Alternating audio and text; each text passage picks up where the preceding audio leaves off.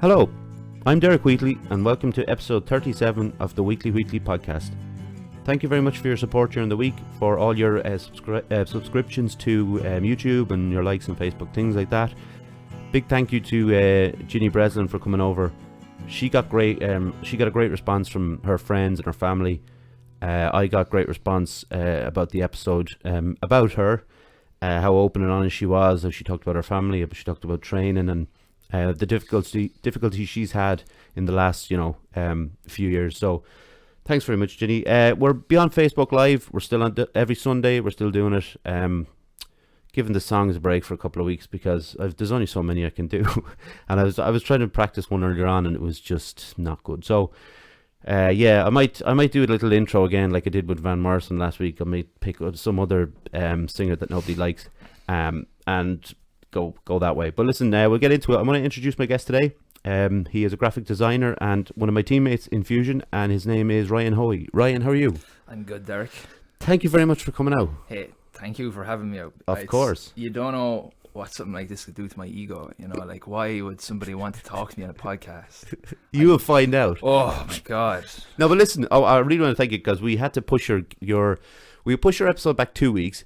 And then we brought it forward 1 week, so we had to kind of mess around. But yeah, that's true. Yeah, that's good. It's important for that too. But listen, could you tell us a short history of your upbringing, please, Ryan? My upbringing. Okay, right. So I'm from Portarlington in Laois. I lived there. How long did I live there? Maybe till I was about 20. I had a few times I moved away. I moved to Australia for a year when I was 18. So not for a year actually. The plan was to go for a year, and it turned out to be like 4 months. Why is that? Sad from not being at home. Oh, right. Okay. Yeah, I think that's understandable, though. Yeah, it's an interesting story. I'll get into it later, probably. But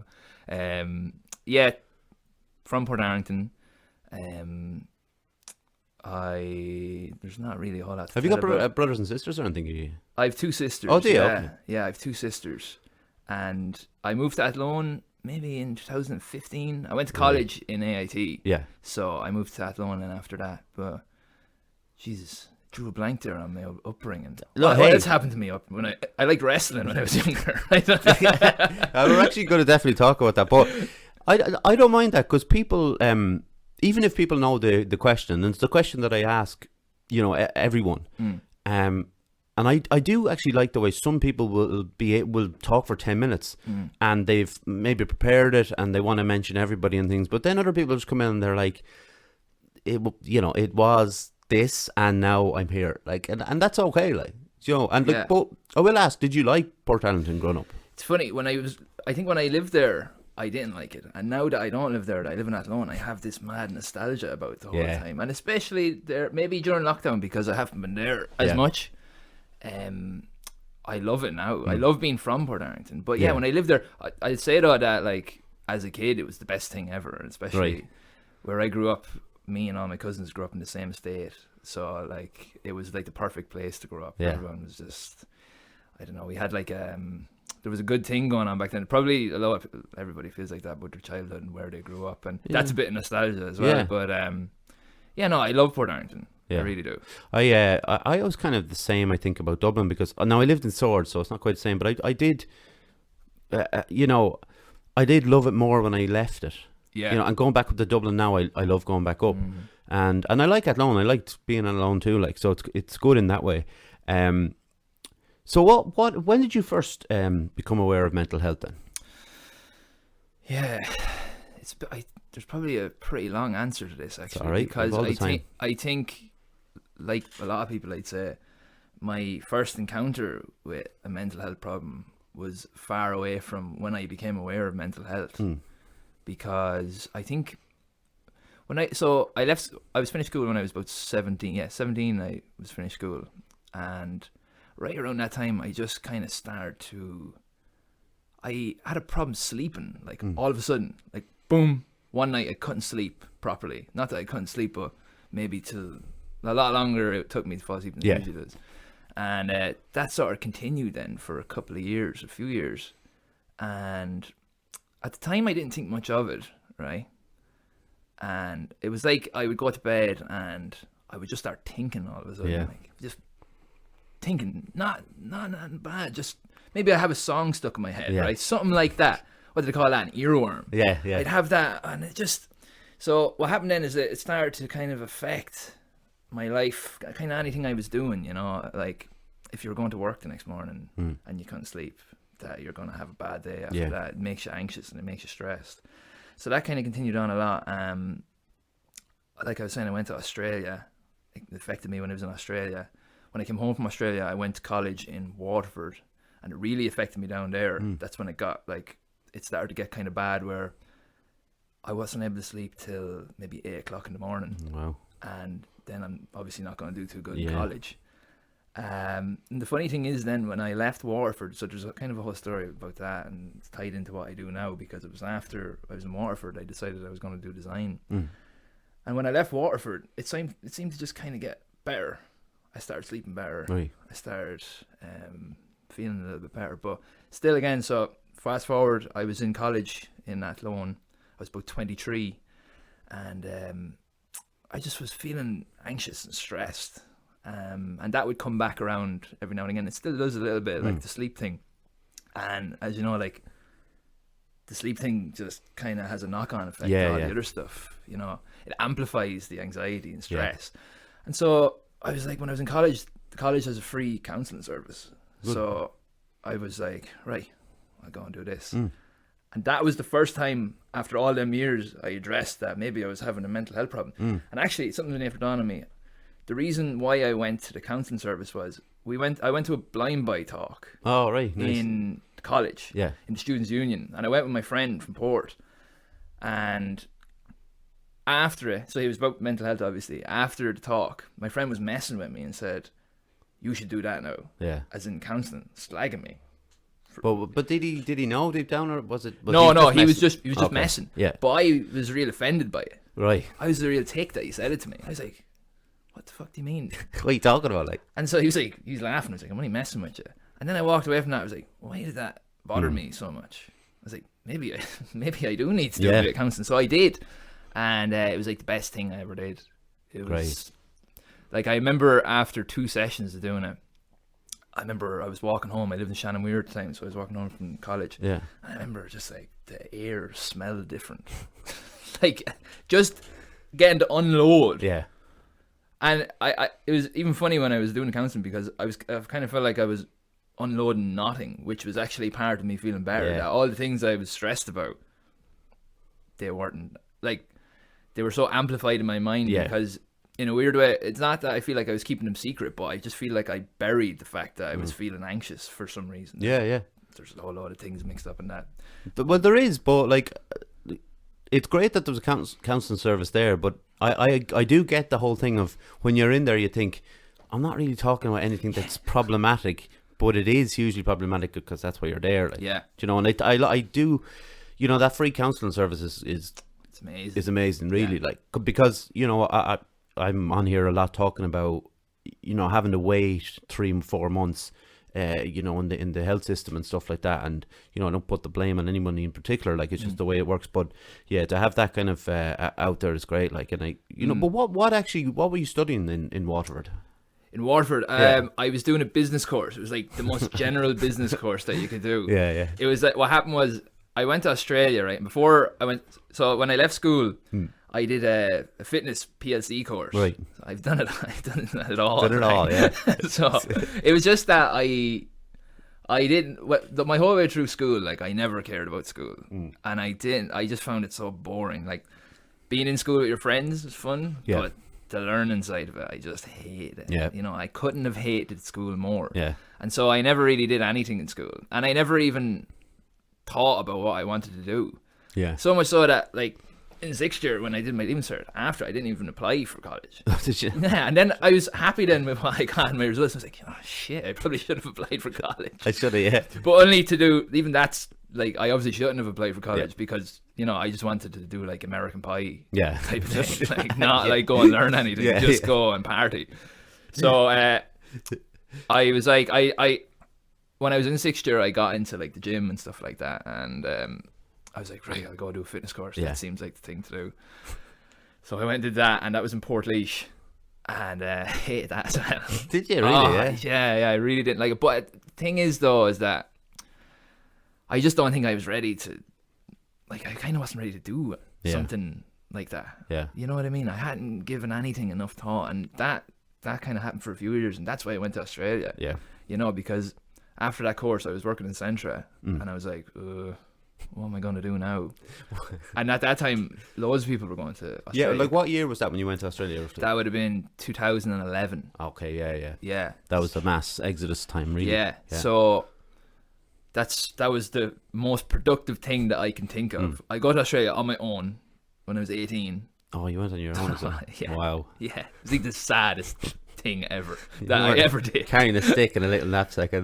Like, next to that, it's the saddest thing. I swear to God, I remember getting the bus up and just crying on the bus. Oh, that is rough. And then I specifically remember sitting in the terminal. Yeah. And I was sitting there, and it was almost like I wanted to be sad. You know? Right, yeah. I remember I had my headphones in, and you remember that Adele song, the real sad one. I was listening to that. Which one would that be? There's like all of them. The one, It's not Hello, is it? Or... Never mind, I'll find. Oh, yeah, Someone Like You. Yeah.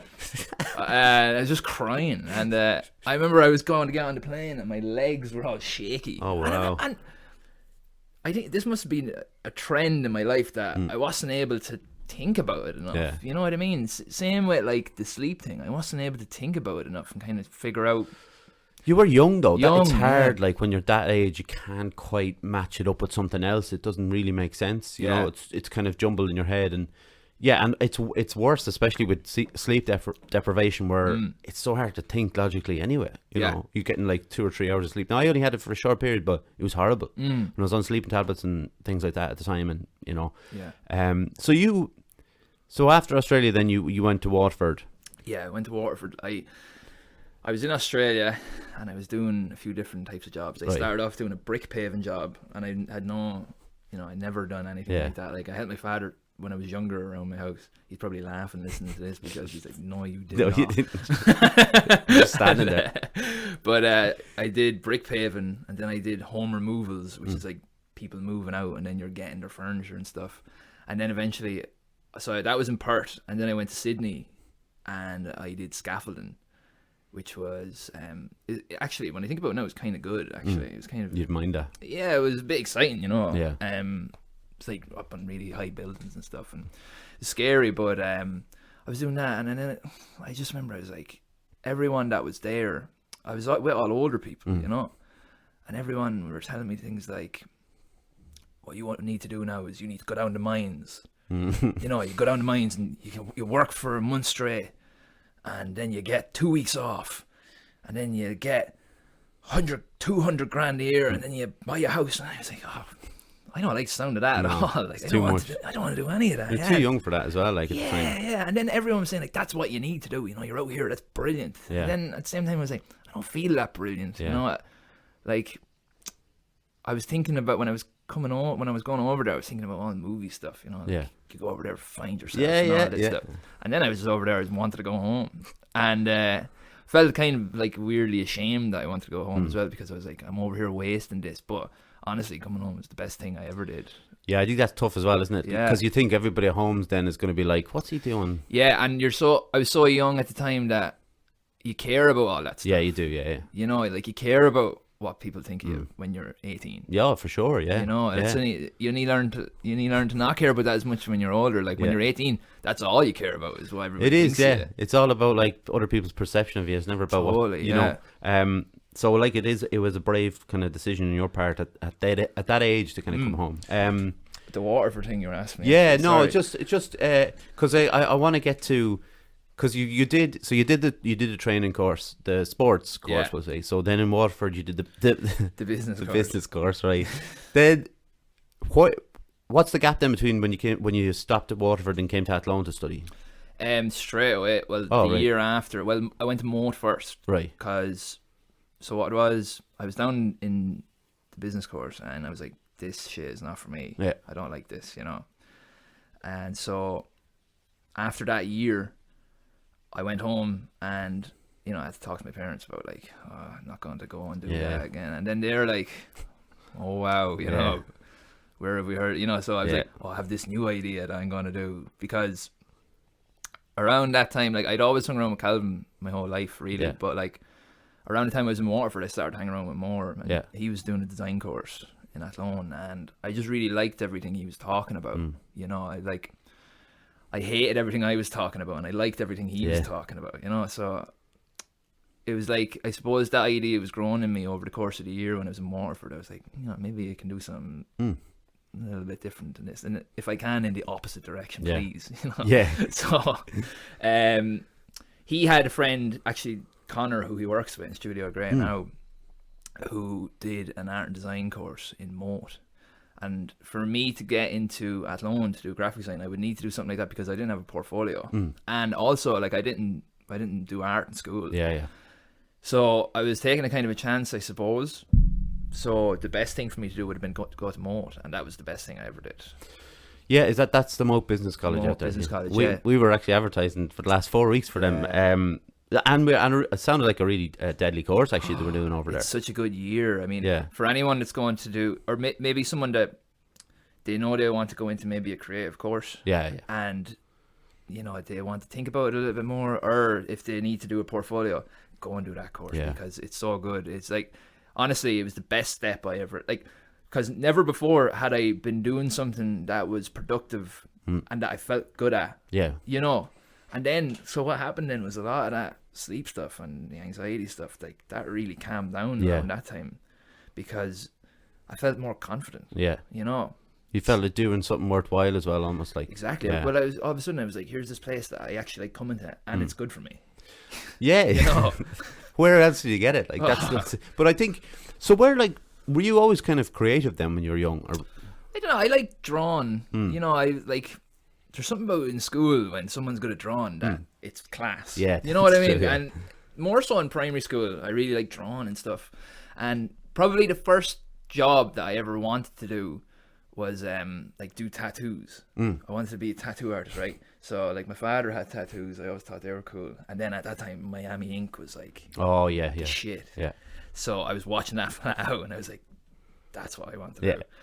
But I got into, when I went to secondary school, then I done art. Like, you know, in our school, you would do like a few weeks of each class. At the start, like, And I was like, this fucking sucks. This is boring, you know? What was it though? What was the book? Was it art? Were they talking about art history? Were you painting? Were you doing anything like that? I don't know. I don't even. It just didn't interest you. I just wasn't into it. So I stopped it. then, and I still like drawing in secondary school, but as for creative when I'm younger, no, not really. I don't think so. Not when I think of it now. I was kind of, actually, when I went to do the art and design course, I kind of surprised myself. I was surprised. Well, I think that's deadly though, because so I've seen some of your stuff, and I've seen some of Calvin's stuff. And my mate Ger is very good at those creative, you know, that side of things. To me, it's so far removed from my kind of creativity. So when I look at it, it always like even the logo that Ger did for us, like I was just kind of going, that's class, like, and it's like, it's simple and clean and all that. Like, where do you get, when someone approaches you for something, where do the ideas come from? Like, is it one of those things that you have to sit down and like really think about, or is it, you know, firing out ideas all the time? And for me, that has to come from the client, really. Like, I can only get an idea through talking to them and finding out what they need to do, like what their business is, what their idea is, what they do, like why they do it. That's where the ideas come from. And for me, that's the only place it can come from, really. Like, that's the origin of it, is talking to them and finding out about everything about the business, everything that they want to do, everything they've done. From there, I mean, you know, there's all the creative process stuff, you know, writing, sketching, but the biggest thing is actually talking to the person and finding out what they're doing. I love that. Like, when I see, because your girlfriend is also a graphic designer, and I follow you, her, Calvin, and I see the designs that you create, like, and I love those. Just like, you know, they always say about the simplest songs are sometimes the best ones, the ones that you remember. And I think the same goes for ideas in art and design.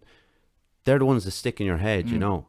And the ones that you've done one for it's a place in town, the social. Oh, Exhibit Social Club. Yeah, Yeah. And I like just the lines and how clean it is and the colours. People who know me know that I'm very bad with colours, but I can still see colour. I just not great. But I do. I remember them. You know. So that, like, the reason why that project was so successful was because me and Keane McAvoy is the guy's name. We had a good system set up where there was just constant communication and we talked all the time. Again, that idea had to come from him. Yeah. You know, that graphic had to come from him. Had to come from talking to him. Yeah. There's no way, and I think some people do this. There's no way that he can contact me and say, I need a logo. I'm a barber. You know, I'm in town, and then I can come back to him with an idea. Yeah. Like, people do that, but I don't think it works. Yeah. It has to come from them. Yeah, they have to. I mean, I wonder how many people, actually, this is kind of just top of my head, but how many people have given no idea to the person designing the logo for them, and the logo's come back, and they've just in a very Irish way went, "Oh yeah, that's grand." Yeah, you know. I imagine that happens a lot, but how could it be right?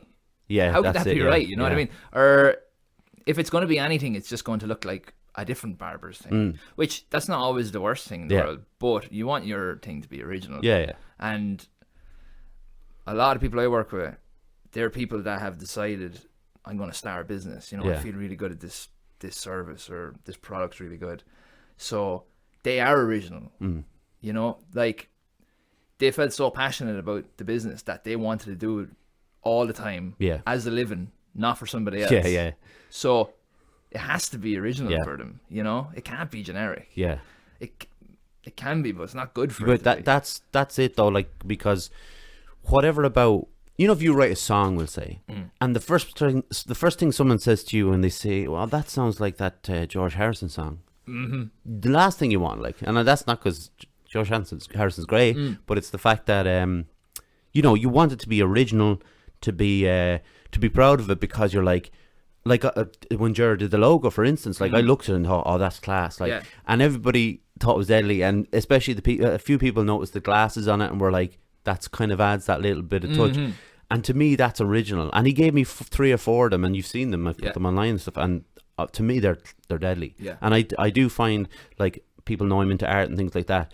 And it's always about originality. Like, if something is original, it sticks in your head. If it's not original, it will tend to be the other thing that sticks in your head that they've copied. Do you know?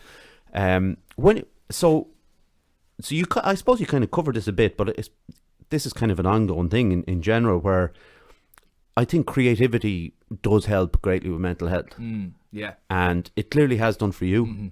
And so when you say you went to Moat and started this course and then came to Athlone then, and your sleep got better, that was obviously a kick. I think so, yeah. And you're on the money when you talk about creativity helping mental health.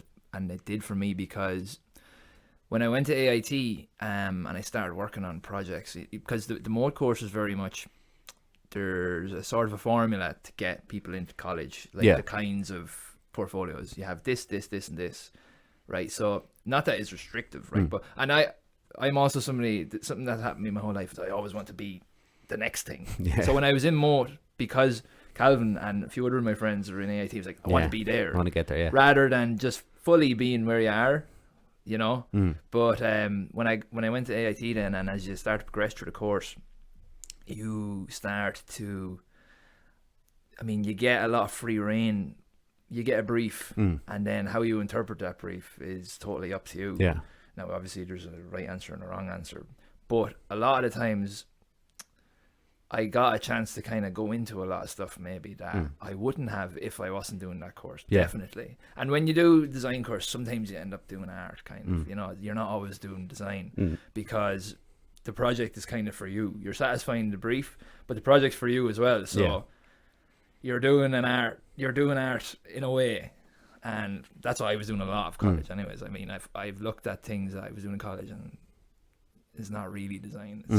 It's art. But no, it does help. Yeah. I think it's like, I cannot stress that enough. And I don't know if I've spoken about it really on the podcast, in the sense where right, I can talk to creative people here all the time, and we can kind of go, yeah, it does help. It helps. Music helps and all that. But it's very important for people to know that, like, if you feel that you aren't creative, there is other avenues to kind of go down, you know. And I do love that, particularly about drawing. Whereas you may think that you're terrible drawing or terrible painter, and I thought I was when I was younger. But if you look at some of the proper masters, you would look at, like, Edvard Munch. I always talk about him. I always, like, put him up online and things like that, his paintings and things. But, like, if you were to look at that, like, and put it beside a Caravaggio or something, and you'd be like, oh, he's very smudgy, but he's considered one of the greatest of all time for a reason. And it's not all about clean lines and correct colours, do you know? Yeah, no, not at all. That's not what it's about. Yeah, at all. and it's about expression, and just take out a page and draw a house. It doesn't really matter. I'm hoping to get someone on soon to talk about art therapy, actually, because then that'll tie it all in, and I'm looking forward to it, because it's not in my wheelhouse, I suppose. So, but listen, we'll run an ad and then we'll get back to it. But I'm glad Mo got a shout out again, because it was literally me the last 4 weeks just reading the ad, but to get someone who's actually done it, you know. The lectures over there, Fiona, Sinead, unreal. They're so good. Like, they helped me. I don't know. Without that course, and when I went in to do that course, the interview, like, I was pathetic, right? Like, I remember I was only thinking about it this morning. I had a few pages from a little notebook with these crap drawings on them, and I remember they were like, I'll show you drawings, and I wanted to give them to them, but talk to them as they were looking at them, just so I could say, like, you know, this is what I really want to do. Yeah, explain them. Thank God they were there, because if it was someone else, I don't know. It's great to get a proper first-hand account, but here's my weekly battle of trying to find the cursor. Oh, we found it. Hang on. So let's just get into the ad. So, Fusion Training Center at Lone, a place to train in Brazilian Jiu-Jitsu, kickboxing, martial arts, and CrossFit. A great atmosphere with experienced coaches and a real sense of community. If you want to join the team, find us on Facebook at Fusion Training Center or drop in for a chat. Fusion Training Center. Train like a warrior. Right on the edge there all the time. I nearly messed up the first word, and I was like, I'm gonna lose this. Listen, did you always were you always into sports when you were young? No. So when I was younger, everybody else was playing soccer and football, and I had like 2 left feet. I gave football a go, and I was like, I'm just not taking this. Not for you. No.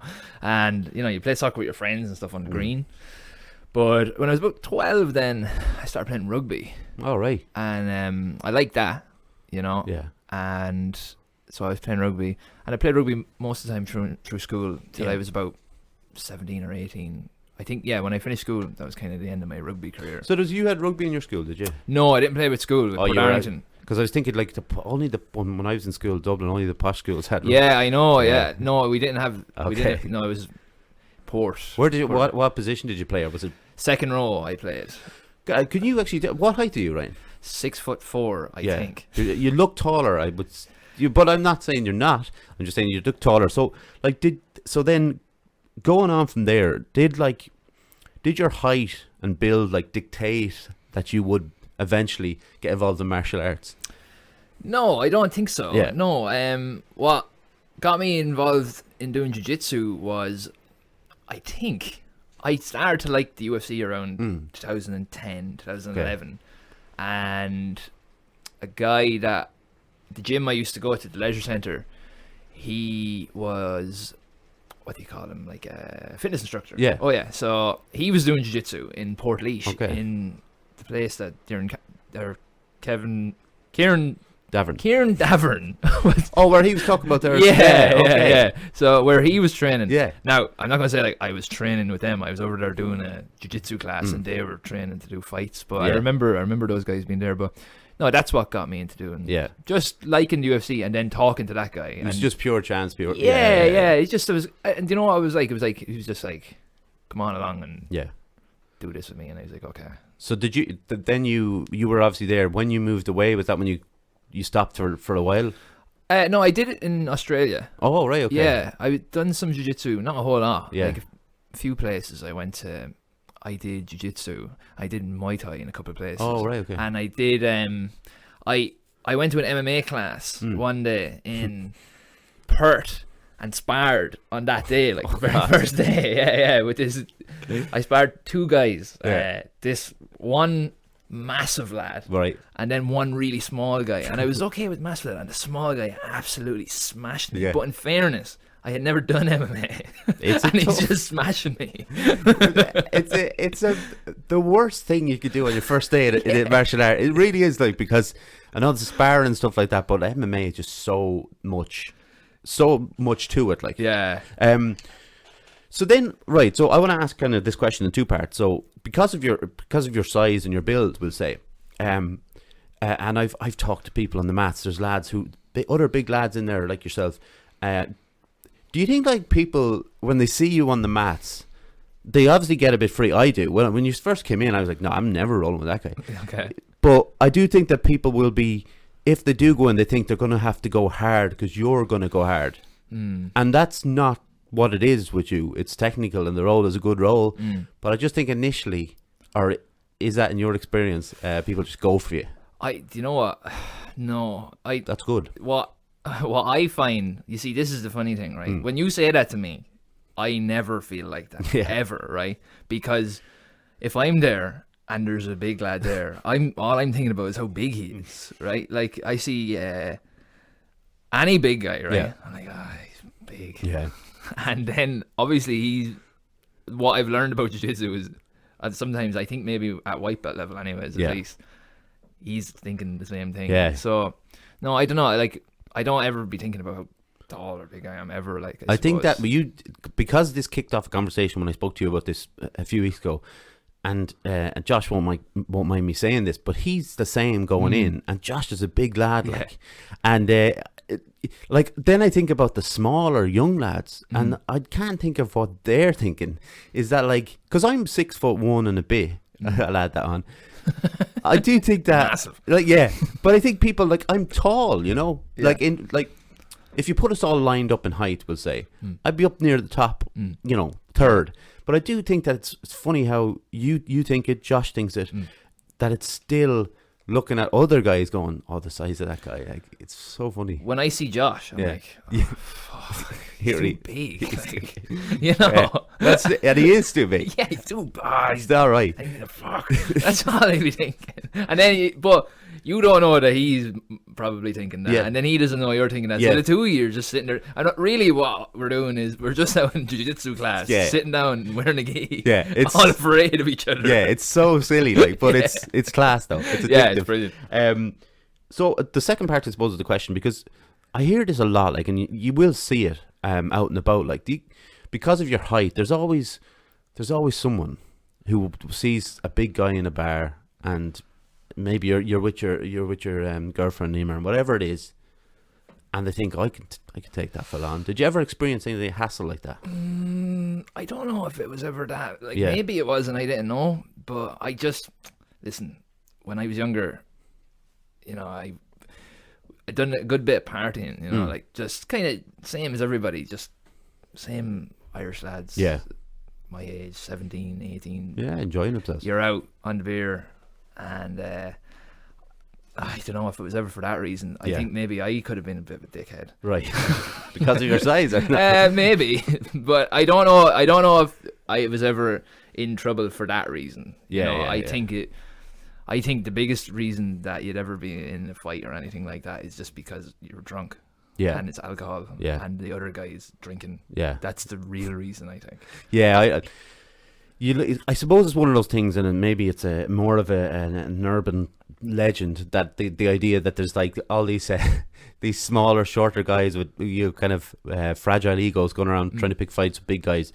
It does happen, I suppose, within things like fighters who are known, and they go out, and then someone goes, "Oh, that's such and such. I could take him." It's bizarre. The behavior is kind of bizarre, like, you know, to think. I think though, probably the same amount of big lads have fragile egos. Yeah, you know, like, and I don't know which would be worse. Like, I'd say a lot of big lads would pick fights with small guys. Yeah, that's worse because of the damage they can do, I guess. And then, like, you're both out doing a street fight at the end of the day, so you're both losing there, lads. Yeah, you know, it's stupid. It's carnage as well, Yeah. and nobody can fight properly. And no, nobody.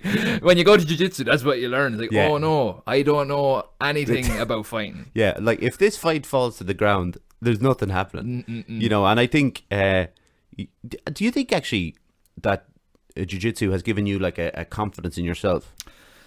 Well, yeah, Yeah, I think so. Now I don't ever think about it like that, but it's given me a lot of things. It's hard for me even to pick out things that's given me. It's just, you know what, it just gives me, every week it gives me multiple days where I feel great from doing jiu-jitsu. Yeah. You know, like it's in the top 5 best feelings I get anyway, week to week. Yeah. Monday, Wednesday, Friday, feel great after doing jiu-jitsu. Confidence, I don't know really. I don't know if it has given me confidence. I just love doing it. Yeah. You know? I like doing it. I like learning about it. I like watching videos about it. I like talking to you about it. Yeah. Anybody else that does it, I like talking to them about it. As for confidence, it probably has, but Yeah. I'm not sure. Yeah, I think it's given me a little confidence in the sense that it's removed some of the anxieties, and that has obviously allowed me to prop my chest out a bit more, and I think that's great. And you know, we talk about it on this podcast so much, but it is because it's been so important for me, for my mental health and things like that. You know, so are you aware that James Crowell does massages in Fusion? Well, you know what? I am aware, right? Because I seen you putting up a picture with the glass. What is that called? Cupping, Right? yeah. And I get these knots in my shoulders, and when I looked at that photo, I had a really bad one of them. So I might have to give all the James a shout. Well, listen, this is how you do it. Do you see that? See that? Now, I'm getting quite good at this, right? Okay, so listen, James Crowell, he's a neuromuscular therapist, okay? So he's a sports therapist, but that is a cooler name. And the treatments he provides are sports massages. He has a range of techniques for those. Cupping, which Ryan just mentioned, which is dynamic cupping, which I believe he did to me. It's you take some of the air out of the cup and you run it along the muscle, and then the static cupping, which is everybody's probably seen.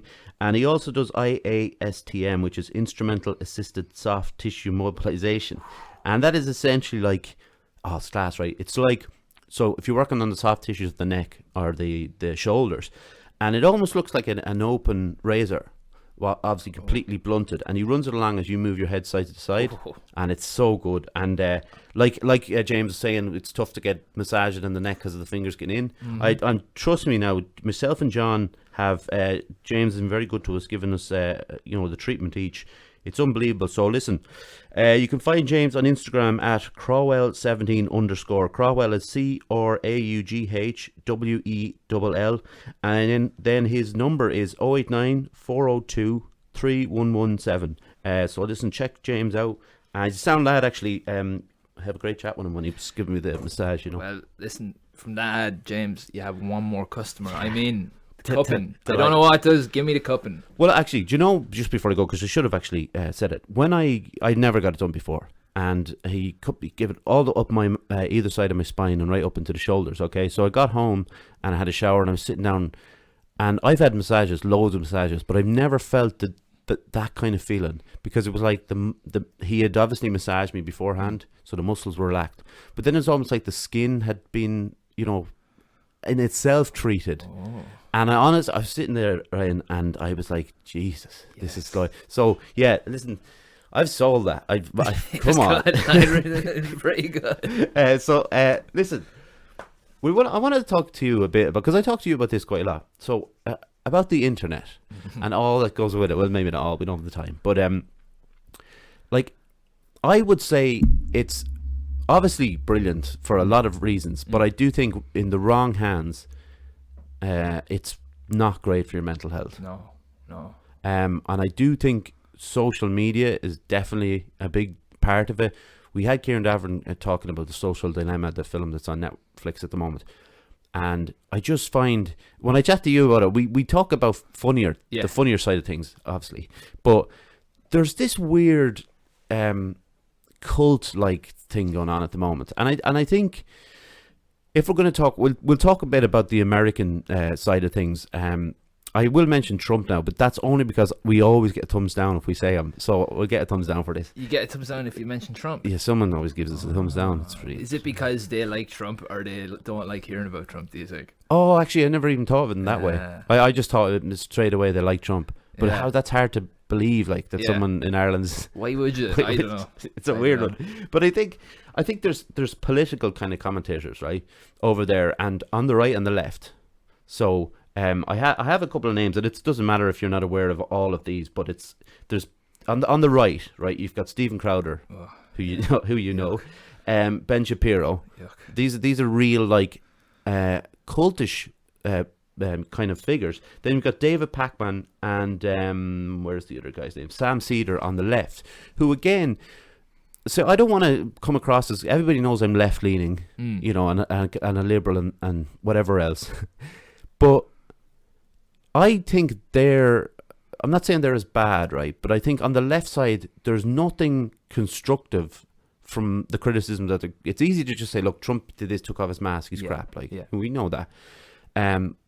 But talk less about Trump, because he's the president and he's going to do what he wants. We've seen that.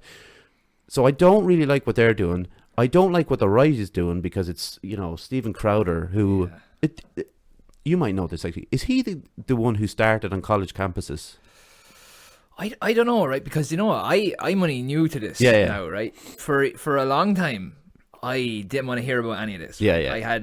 I so much cut myself off from it that I didn't care. Because I have a friend that would always be dogging these guys to me, and I'd always be like, whatever.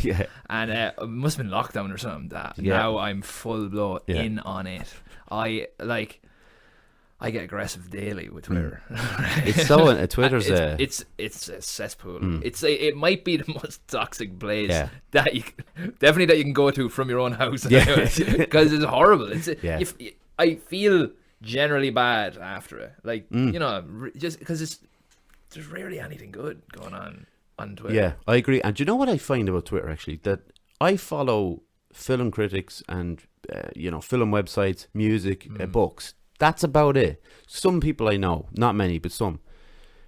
But even that, because they're into a certain type of thing, the film or whatever, Trump comes up, or, you know, there's like the riots, whatever's going on in the world, and I'm immediately like, oh God, here's Twitter again. I don't get that with Facebook. And people say, oh, you've got the unfollow button on Facebook, which is perfect, but you can do that on Twitter too. You can turn it off completely, but I find it kind of difficult to turn it off. Like, yeah, and you get sucked in, don't you? Yeah, you get sucked in. It's kind of addictive. Oh, it's very addictive. Like the hating it is a little bit like the not. You know, sometimes you might look at something because you want to not like something or something. I don't know. Because for me, like, I don't know anything about politics. Nothing. I've never been involved. Like, I just don't know anything about it. But like, I know that these lads, in my bones, I don't like them. You know, like, my morals are so opposite of all of that stuff that's where I come from, not liking it. And like, I think actually it was just the George Floyd thing when that happened. That's when I started to look at it, because there was just mayhem going on social media. Yeah, you know, like. And you feel you have to keep up to date with it. Yeah, I think it was like, when that happened, you know, it's obviously a bad thing, you know, it's clearly bad, but then you might see someone on Facebook, possibly you might even know them, and they're like saying something like, he was no angel. Yeah, like, that's it, yeah. So he deserves just to die. allowed to get murdered. Yeah, like, it's such a. This is right. So So Crowder and I'll just talk about the right for a minute, right? So Crowder and Shapiro. Shapiro's a very kind of a pedantic. He's got a voice that it's very difficult to listen to, but he's very much a guy who always believes he's in the right, and nothing can sway him. And he started giving lectures in colleges. And he'd take on debates with people in the audience. And he was I'm not going to say a seasoned debater, but he was a debater and he knew what he was doing. So he was dismantling these arguments that were down below him. He came up to the kind of big boys table, and he was on BBC, and I can never remember the guy's name, Andrew Neil. I just remember his name, but anyway, he was on with Andrew Neil. He was talking for about 15 minutes. It's an amazing interview.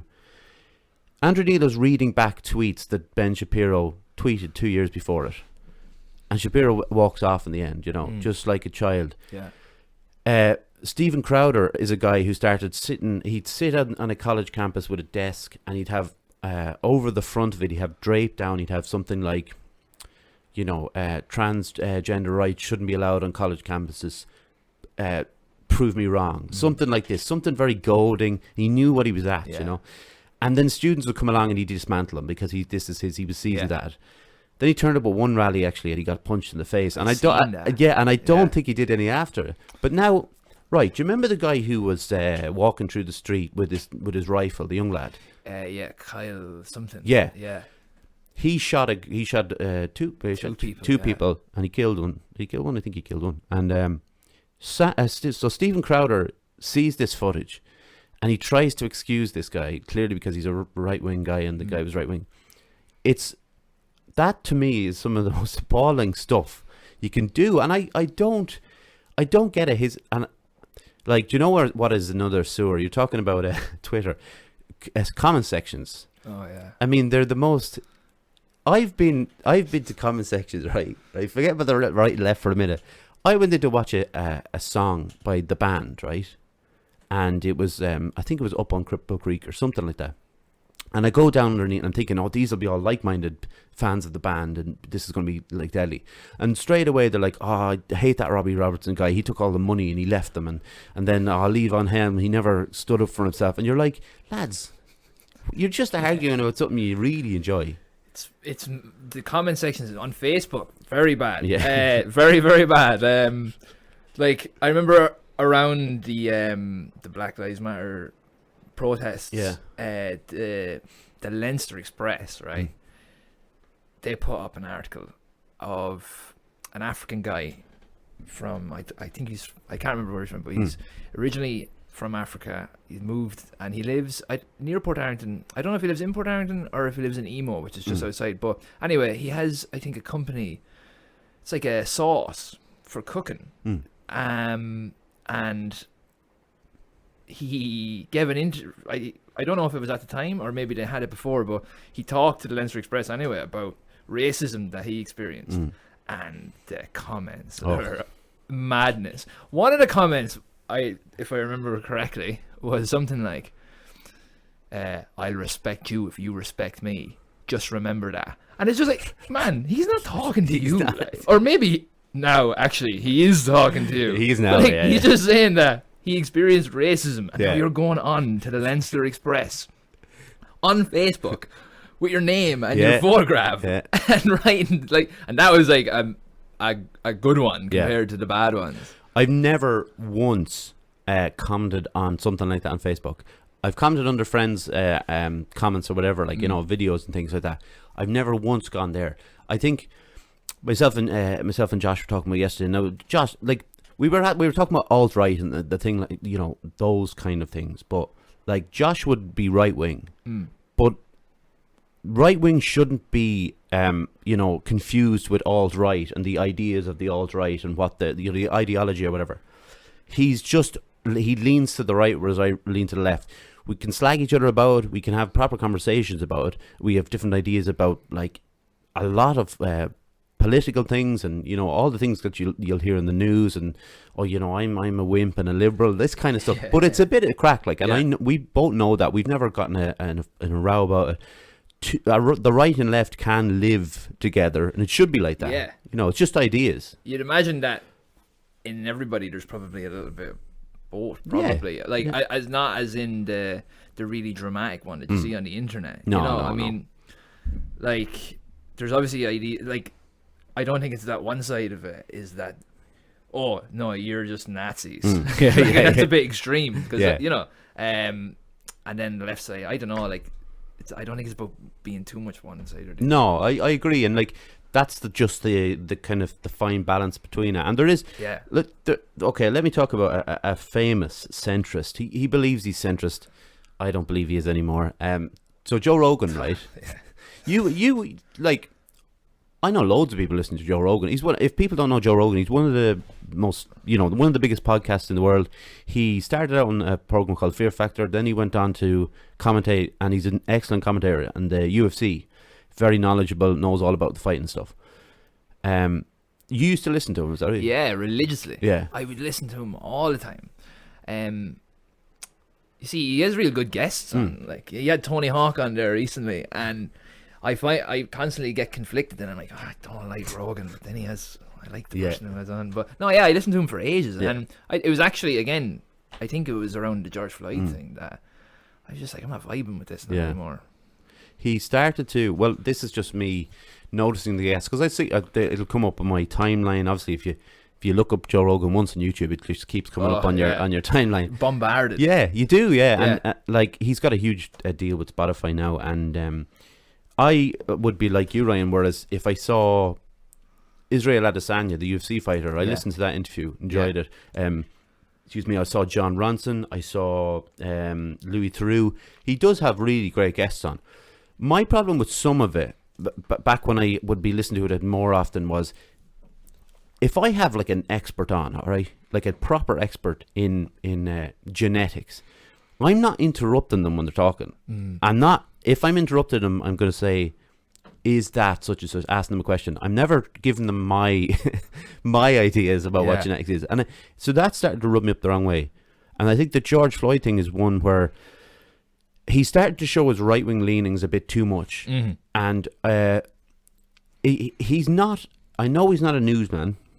It's his podcast. I understand all that.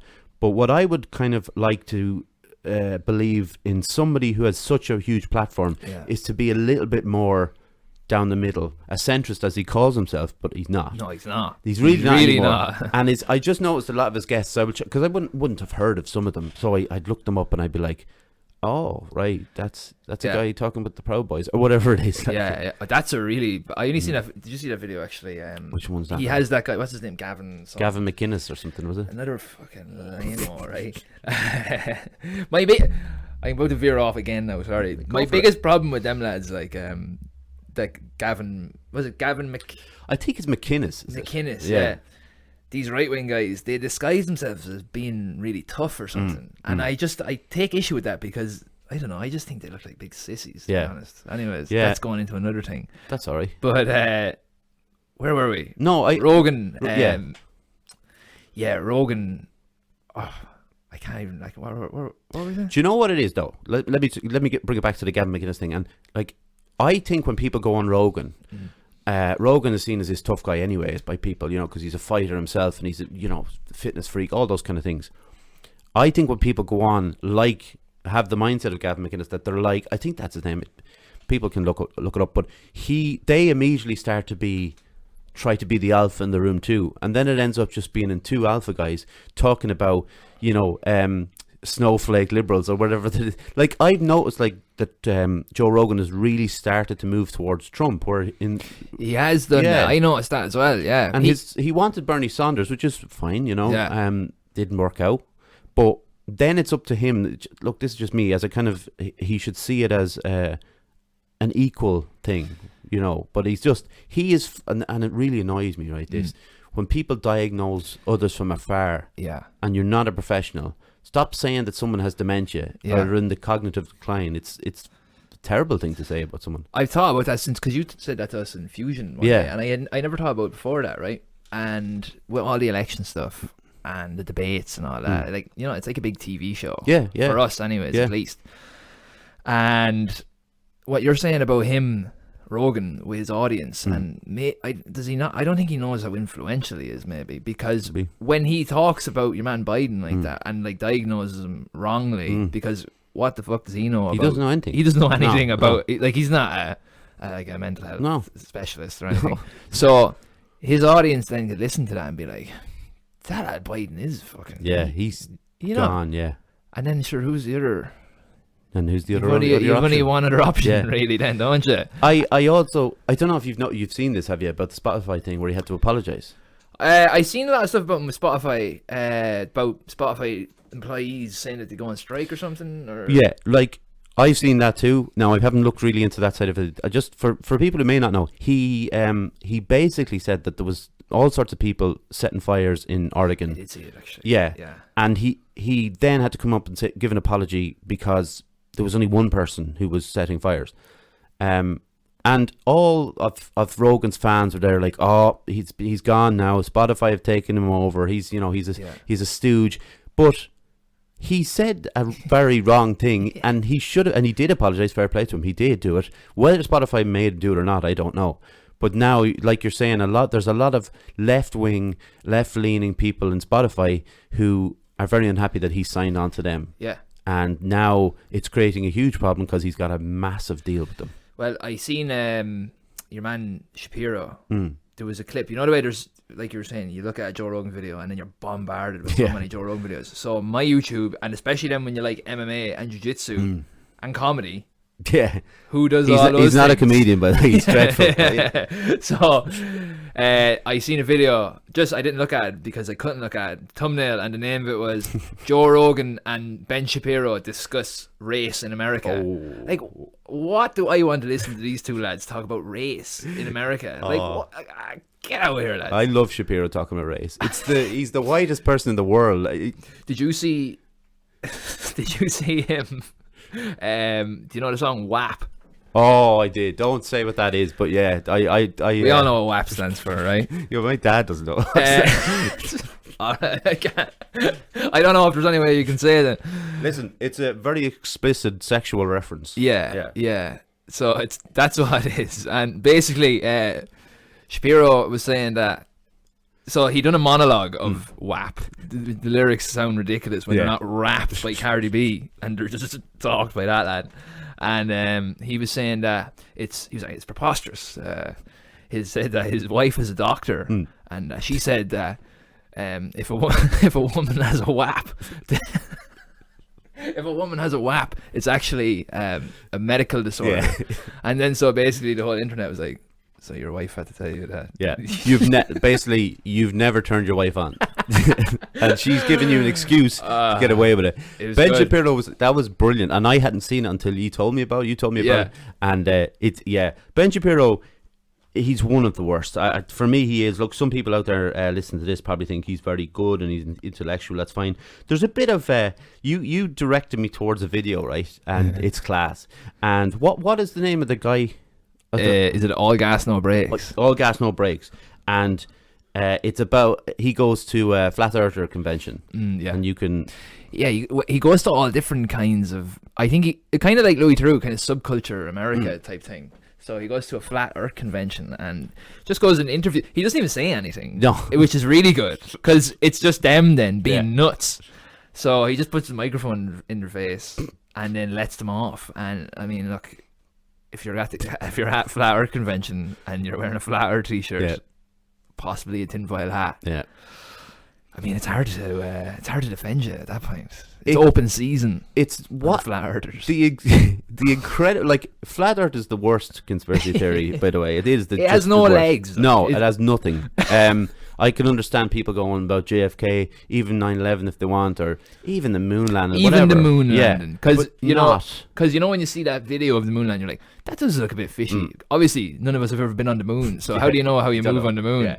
But I know the Earth is round. I'm confident, 100% confident. Turns out though that these flat earthers are mad into rap and really don't like Jewish people. Yeah, it's weird. The video, it just escalates. So it starts at, like, we're wacky flat earthers. We, like, think about it. You know, look, educate yourselves because obviously the horizon, right? Yeah. And it's etc. etc. Bills, rap comes up. 3 raps in the middle of it. And then at the end, all of a sudden, it's the Jews. It's the Jews, yeah. Like, it's incredible. I don't know why do they always say it's the Jews? I don't know. Yeah, I actually talked to my dad a bit about this, like, and we, if you're going back obviously years and years, like, where this thing about Jewish people started, like why they were so feared or hated or whatever it is.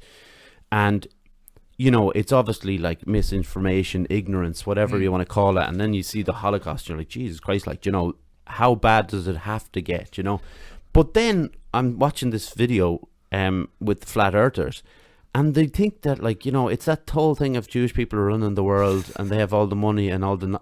And it's absolutely... It's a very funny video, but at the same time, there's something very dark there. I read a statistic there somewhere, and it was saying that 2/3 of adult Americans either don't believe the Holocaust happened or think it's exaggerated. Now that's something I read. I took that to be true. Yeah. You know. I would have no doubt believing. I would have no problem believing that. I wouldn't have believed it before. Yeah. Right. Yeah. But now, just seeing the things I've seen on social media, the kinds of things people are saying, like you either don't know the Holocaust happened or you think it's exaggerated. I don't know which one of them is worse, actually. Like, either maybe the fact that you just don't know and you're oblivious to, you haven't, I don't know, you didn't do history in school or something like that. But to think it's exaggerated. I've seen, like, and I'm sure you've seen them as well, of videos about, you know, guys, scientists who don't believe in it. And they've gone to the sites and they've gone down to check for like radiation and for gas levels and things like that. And it clearly shows on their whatever instrument they're using, I don't know what they're called, but it clearly shows that the levels, and then they'll start going backtracking then and saying, well, it could be gas through the fields, like natural gas, you know, and you can't change the people's minds, like it won't happen. I read a book there a while ago. It's called what was it called? The Happiness Hypothesis. Right. So the idea of the book was it put ancient ideas of what would you call them? Say like Buddhism, all these things, right? Putting them to the test of modern science. Right. Right. And it talked about this thing about when people have like a moral objection. So it would be like those guys that for some reason they don't like Jews, maybe, and they just don't like Jews, right? And it's something about their upbringing made them not like Jews, and then somebody is showing them about the Holocaust, like it did happen, and they're saying it didn't. And then even when they get showed evidence, that they'll respond before the logical part of their brain gets a chance to work and be like, well, look at the evidence. I mean, all of this stuff. So it's actually just in their body that they don't like this thing. And the problem with, and I think that's probably a lot of what happens on Twitter as well, is that somebody might end up arguing with somebody who just has a moral objection to something, and you can make all the sense in the world. It doesn't. But it doesn't make a difference. And at the end of the day, it's like throwing tissue at a brick wall. Yeah. I think like the human embodiment of that is your man, it's like a fella who goes on Rogan, the jiu-jitsu guy, 10th Planet, Eddie Bravo. Yeah, and like you exactly. Like if you were sitting across from him, you said all of that, you gave your points of view for 20 minutes, he'll just say, oh, I don't know, just I look it up. That's all he says. And they gotta look into it. They gotta look at, and that's his only response, because he's lost the argument, or an argument, a counter argument has been stronger than his, and then it's just look it up. And that's the thing about, if you see comment sections and you're on Facebook or whatever, you can't get drawn into it because they're not, you're not going to change their mind about something that's very clear. And flat earthers are the worst, but there's lots of people out there that believe in some awful stupid stuff. Like, look, you're going to have a bad day if you're arguing with someone on the internet. And I used to do it, right, years ago, when I was in maybe first or second year in college. Not that I used to argue with people, but maybe I'd write something like be thick about something, I'd write it. But I found that I'd be down in the shop, right, and then I'd be standing in the queue, and I'd almost have like an argument in my head, like this internal dialogue, because I'm so annoyed about what somebody wrote on the internet, and then I'm thinking about what I would say to them, and all the while I'm standing in queue in the shop. This is obviously not good for me. Yeah, and I remember thinking about that, and then stopping doing it. Now it's back. Yeah. That's the problem, though, isn't it? And you were saying about the lockdown. That's probably what it is. Like, you're cocooned, and all you've got is the bloody, Facebook and all the rest. Like, so let's flip it around the other way. What if you're looking to clear your mind of that stuff and have a laugh? Is there stuff that you can go to online, on YouTube, any channels or anything that you just enjoy? What do I look at? Like, Jesus, what do I look at? You just YouTube? Are you one of those though? I'm one of those that like refreshes and waits for something, and it could be like the 20 sporty moments you should watch, and it's just like, it's like chewing gum for the mind, but it's good at that time. Sometimes, do you know what I do like, in fairness, and I like trashy TV. I like reality TV. Yeah, you told me that actually. Yeah. I love it. Like during lockdown, me and my girlfriend Emer watched 12 seasons of Keeping Up with the Kardashians. Good God. 12 seasons. I couldn't love something more. I love the show. I love Kris Jenner. And then right? you heard it was cancelled, didn't you? I think that's what you told me you watched. I still have another few seasons coming dear. still. But the point being that I get to just turn the old brain Mm. off and that stuff comes on, you know. And it's not about it being unreal or anything like that. It just affords me the opportunity to not think too much and to sit there and have a laugh, you know. And do you watch, would you watch like reality shows as such, like, what's that celebrity one in the jungle? That one. I'm a Celebrity, Get Me Out of Here. No. I used to watch it when I was a kid, but not anymore. Yeah. Not really things like that, no. Yeah. What else? It's like the constructed reality shows, like those. There's British ones as well, but it's like Made in Chelsea. Any of those ones? Oh, like, do you know what I'm watching there recently? It's unreal. Don't Tell the Bride. Oh, is that? Oh no, is it? It's like yeah, they do an Irish one, but there's an English one as well where they get. So there's a couple that are going to get married, and the bride has to leave, go stay somewhere else, and then the groom makes all the wedding of 14,000 and absolutely makes balls. Yeah. Like what I found, I was, you know, me and Ian were talking about as well. I was like, because I keep giving out about the guy because it's so annoying, and I feel really bad for the bride. Yeah. But then, you know, Ian was saying to me, yeah, but the show, you know, it won't be good unless you do that. Yeah. So what the groom does is whatever they like, they'll just do. Yeah. You know, like one lad had it in a boxing ring. And there was a crowd, so there was an actual boxing fight going on that night, and so there was a big crowd, and then he's standing in the middle, and it looked like he was coming out to have a boxing match, and then he took the microphone and said, no, I'm not having a boxing match, and then they brought the bride out, and like just before she came in, she was crying and everything because it's her dream. Yeah, that's terrible. That's terrible. And all she wanted was and they bring her, say, to her ideal place, and it's always like a castle, you know, like really, really nice, really elegant, and then it's actually in a boxing ring. I've seen the Irish one. Anna's watched it a couple of times, and it is one of those ones where you're looking at the guy, and Emer's right, it has to work, that's the way it works, but you're looking at him going, why are you such a dope? Like you've been good out with your partner for 6 years. How do you not know what she'd want? But they have to apply to the show, so I'm sure they draw this stuff out of them first to get the best. Well, you know what I just realised when you said that? I think maybe that's what makes reality TV good, is that you kind of get involved a little bit. You're like, what? And you're giving out, and then, you know, I think maybe that's what makes it so good. It's not that it's good, it's just hilarious. Yeah, and it's like you said, it's turning your brain off. Like, what do you have any other like hobbies then that you do? Hobbies? I know you do jiu-jitsu, obviously. Yeah, I do jiu-jitsu. I'm missing that at the minute now. You were running for a while, were you? Yeah, I've always kind of ran. I work out. I've always worked out. Well, since I was about 17, I started working. I was 16, 17.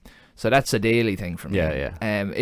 That's even. I don't think about that as a hobby though. Me, yes. And I think that's like same with jiu-jitsu. I don't think about it as a hobby. Me too, you know, but it is a hobby, obviously.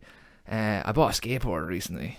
That's right, yeah, I forgot about that. Well, the one that you seen, that was a longboard, right? So that was for kind of just pushing around, but I recently went and bought like one for tricks, so I'm trying to learn some stuff there. It's not easy, you fall. Yeah. You look like an idiot when you don't know how to do it. Look, John Francis was trying to do it for a while, actually. Yeah. And he was doing some cool tricks, he was showing me, but it's, because it's always something that I wanted to do, right? Yeah. And we had skateboards and stuff when we were younger, but like, they were probably not the best ones. And then whatever it was when I was younger, like there was no tarmac anywhere. I feel like there was just all that stony stuff. You have a skateboard, it's like it's awful. You can't use it properly.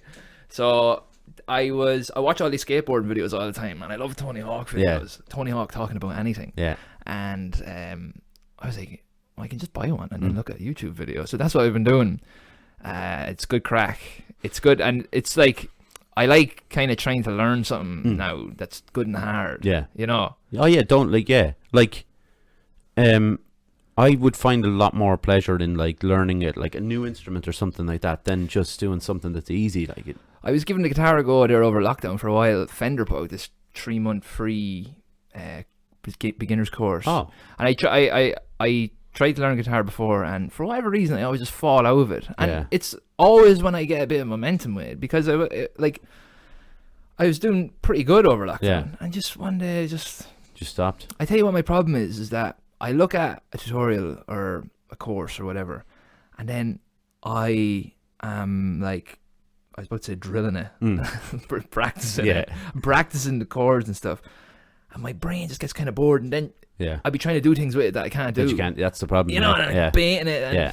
then I'm just not learning anything. Yeah, I think that's the problem with like any instrument. When you start doing things that you can't do and you can't do them, you start to go, well, I'm never going to be able to do that. Yeah, it's kind of like the skate. I'm like that with the skateboard as well. I was trying to do an ollie the other day, and then I couldn't do that, so I tried to do a kickflip, which is way harder. That one. Yeah, right. It's a lot harder. You know, if you can't do one, you can't do the other. Yeah. Fell then. So that was put the board away. Ryan, it's been a pleasure chatting to you. I really appreciate you coming out. I enjoyed it, and I hope I wasn't rambling too much. Absolutely not. And to be honest, anytime someone rambles, it's less talk from me, so I love it. But listen, it's been great having you. We'll just get through this part. Where are we going? Oh no, sorry, I nearly forgot my little highlighted. Like that's why I highlight and I still forget. Well, no, it's just where can people find you? People can find me on Instagram, Ryan Hoey GD, I think it is. RyanHoeyDesign.com. On Facebook, Ryan Hoey. Excellent. We'll put them up on Wednesday on the page. So listen, thanks to John and to his family and Megan. Shout out, John. Big up. Thanks to Jer, my mum, my dad, my granddad. Subscribe to the YouTube channel if you haven't done so already. We're flying up there now in the numbers. We're on Facebook, Instagram and Twitter. You'll find us a variation of the Wheatley. Spotify, Apple, Google Podcasts, Anchor, etc. Thanks for all your support. Thanks you for listening today. Thank you to Ryan for coming out. Thank you, Derek, for having me out. Absolutely. And listen, we'll chat to you on Sunday and then again on Wednesday. Thanks everyone. Take care. Bye.